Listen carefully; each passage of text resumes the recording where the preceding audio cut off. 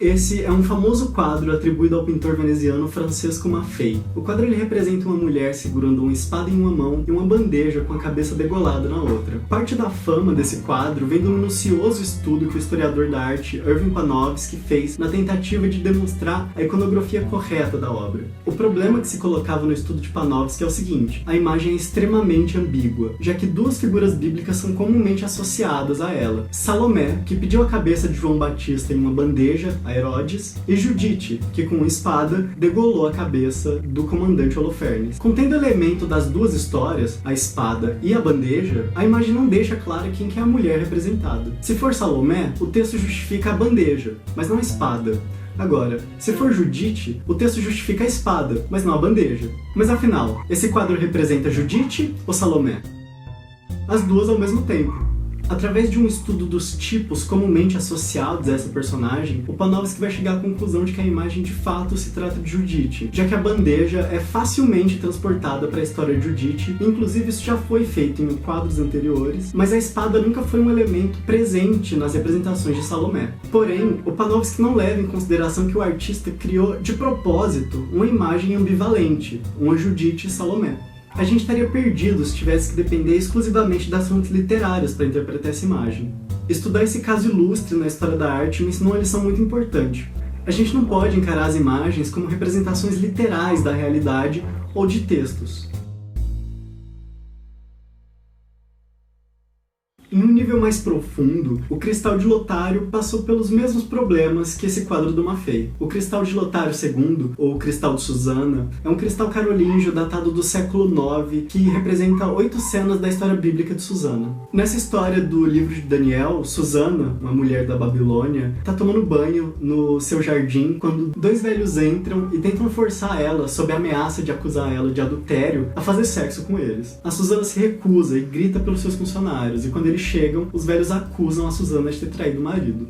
Em seguida, a mulher é condenada à morte. Ela é levada para sua morte, mas no caminho, Deus suscita o espírito do jovem profeta Daniel, que intervém alegando que a mulher é inocente. Questionando a legitimidade da acusação, Daniel separa os 2 velhos e questiona eles sobre o que eles viram. Eles dão respostas contraditórias, então Daniel chega à conclusão de que eles estavam mentindo. Condenados por levantar falso testemunho contra Susana, eles são mortos e Susana é salva.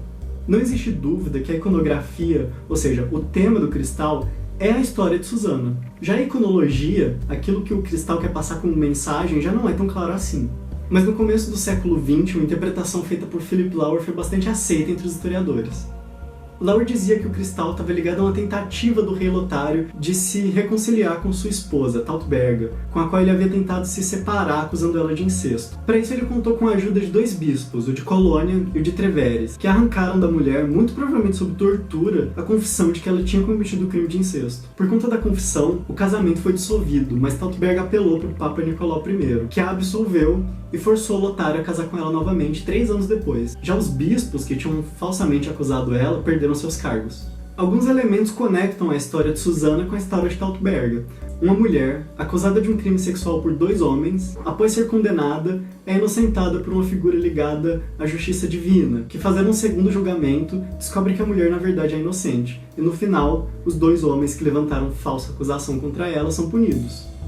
Apesar de ser uma associação possível de ser feita, essa é uma análise muito rasa, que considera só uma pequena proporção das imagens do cristal. Na tentativa de extrair uma associação direta com a história do divórcio de Lotário, Lauer comete o erro metodológico de tomar a imagem como uma ilustração literal da realidade. O cristal não pode ser levado como uma tentativa de desculpas do Lotário para Tautberga, já que ele nunca cessou os esforços de anular o casamento com sua mulher. Apesar de muito aceita, a teoria do Lauer ela pode ser contestada com um olhar mais minucioso para as especificidades do cristal que o historiador ignorou. Por exemplo, o cristal ele dá focos em elementos muito específicos do texto e chega até a adicionar coisas que não estavam na fonte original. São esses detalhes e adições que vão guiar a gente para uma melhor interpretação do cristal, que, representando características deliberadamente escolhidas do texto, demonstram seu real sentido iconológico.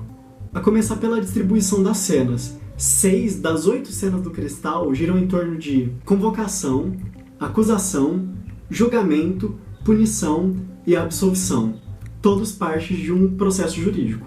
A segunda cena da obra mostra os velhos convocando Susana, e apesar de ser um detalhe muito pequeno no texto, aquilo é reservado uma cena inteira. Essa ênfase em um elemento pequeno do texto original pode demonstrar uma preocupação com a formalidade do processo jurídico, já que os velhos convocam Susana para poder acusar ela formalmente. Essa preocupação se repete nas próximas cenas. A terceira cena mostra os velhos estendendo o braço com um gesto de acusação sobre Susana, enquanto uma multidão assiste. A partir desse momento, existe a presença desse público em todas as cenas até o fim do Cristal, mesmo em partes em que elas não são descritas originalmente no texto.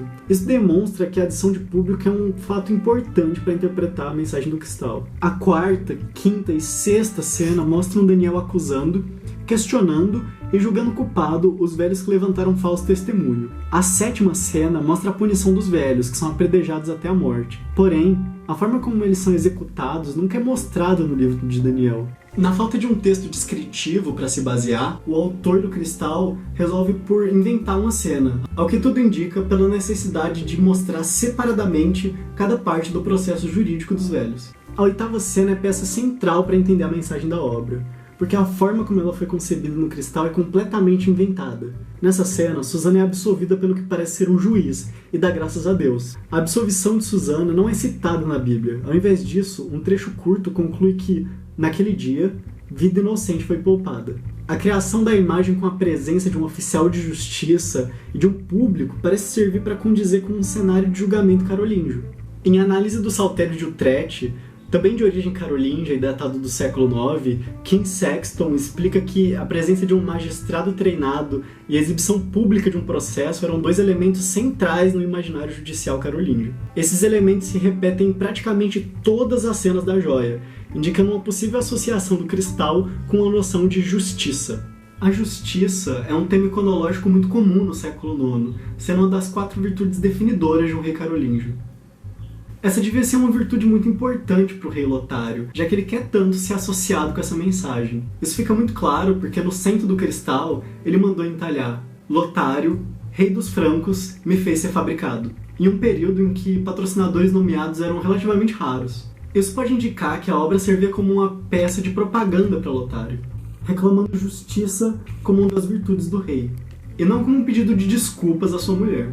Levando em conta a grande ênfase nos julgamentos e a preocupação em retratar um processo jurídico ponto por ponto, a justiça se mostra como o verdadeiro coração iconográfico da obra. E não só a justiça, mas a justiça associada como uma virtude do rei Lotário. A complexidade dessas imagens obrigam a gente a usar um leque de procedimentos metodológicos que tornam a análise da imagem muito extensa, mas que garantem que a gente fez uma boa interpretação do objeto estudado. É preciso entender, por exemplo, que uma imagem, que hoje é um documento, algum dia já foi um artefato com um circuito em uso próprio, sem nenhum compromisso de expressar um fato ou uma verdade, como a gente espera de um documento escrito. Um historiador que vai a uma fonte material procurando uma representação fiel do passado, ignorando as subjetividades contidas nela, vai fazer um mau uso dessa fonte. Porque o que parece evidente e óbvio numa imagem é, na verdade, extremamente subjetivo.